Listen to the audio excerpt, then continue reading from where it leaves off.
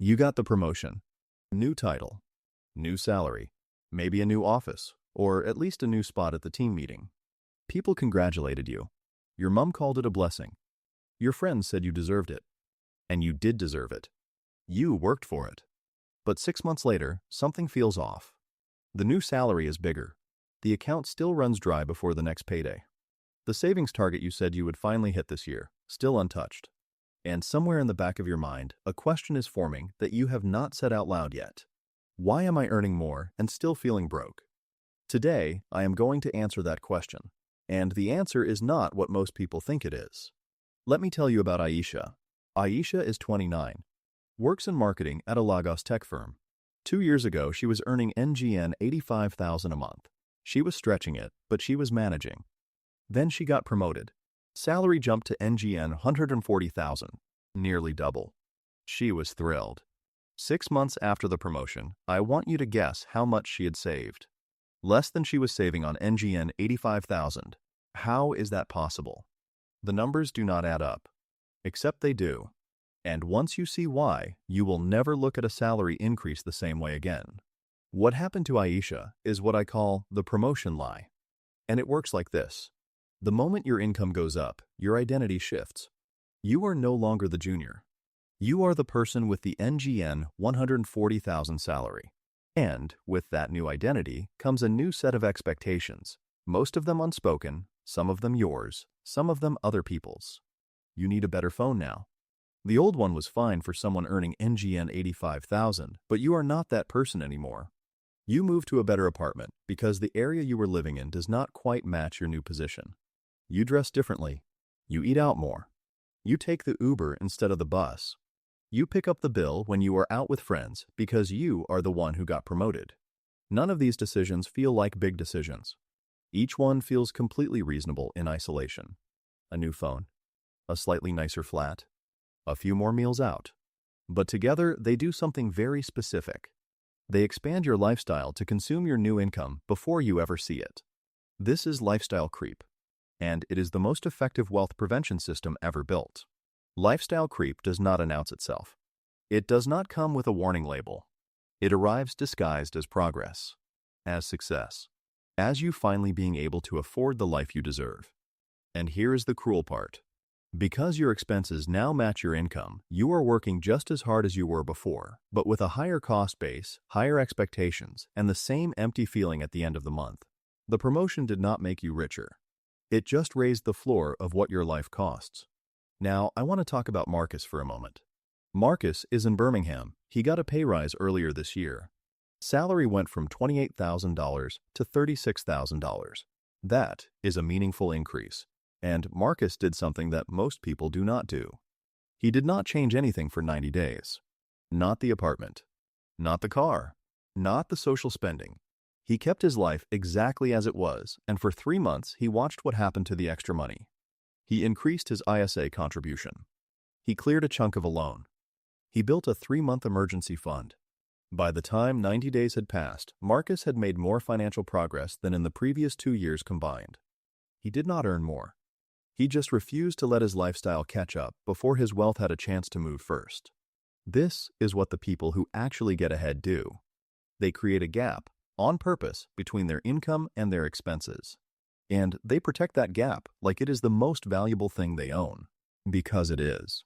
The gap is where wealth lives. Now, let me talk about something that makes this particularly hard on the continent and in the diaspora.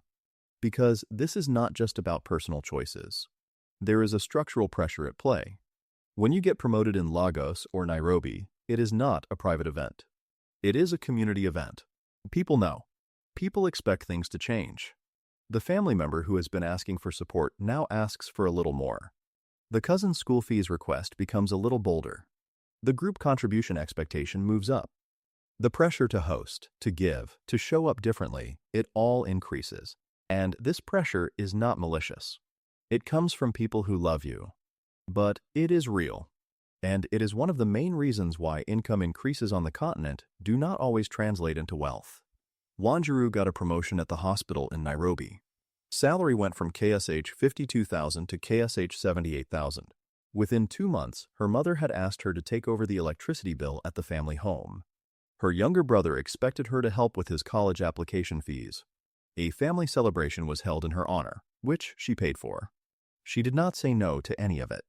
She is not a bad person for saying yes. But by month 3, she had absorbed NGN 18,000 in new monthly obligations that had nothing to do with her own life costs. The promotion had been redistributed before she could keep any of it. This is the diaspora and continent version of lifestyle creep. And it is almost invisible because it is wrapped in love, in duty, in culture, in things that matter, which makes it far harder to talk about and far harder to push back on. I am not telling you to say no to your family. I am telling you to have a plan before the promotion lands, not after. Because here is what I have learned. If you wait until the promotion arrives to decide what to do with the money is already gone. The decisions get made in real time, under social pressure, with everyone watching. And under those conditions, wealth never wins.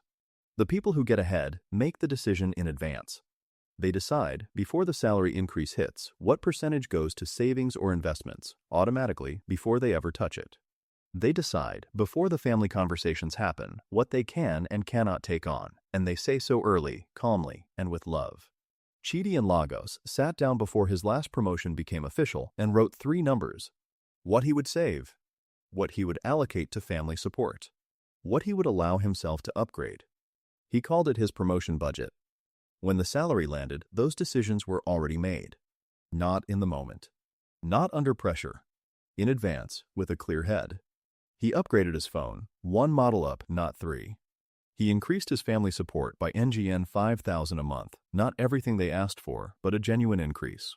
And he set up an automatic transfer to Cowrywise for 40% of the salary increase before he saw the rest. 6 months later, Chidi had NGN 63,000 more in savings than he did before the promotion, while his colleague, who got the same promotion, had nothing extra to show for it. The difference was not income. It was intention. So, let me ask you something directly. If you got a promotion tomorrow, a real one, meaningful salary increase, what would you do with the extra money in the first 30 days? If you do not have a clear answer to that question right now, you are at risk. Because life will answer it for you. And life's answer is always lifestyle creep. Here is what I want you to do instead. Build what I call your promotion plan before you need it. Write down the percentage of any income increase that goes straight to savings or investments. Non-negotiable. Automatic. First thing that happens on payday. I suggest a minimum of 50% of the increase. Not 50% of your salary. 50% of the new money, the extra. Write down your family support ceiling. The amount you are genuinely willing and able to take on without compromising your own financial health. Have that conversation early, warmly, and clearly. Write down just one, lifestyle upgrade you are allowed to make. One thing that reflects your new level without consuming it. One reasonable reward that does not open the door to 10 more. And then protect those decisions like they are law. Because here is the truth about wealth building in Lagos, in Nairobi, in Accra, in Birmingham. It is not about how much you earn. It is almost never about that. Aisha could have built something real on NGN 85,000 if she had the right system.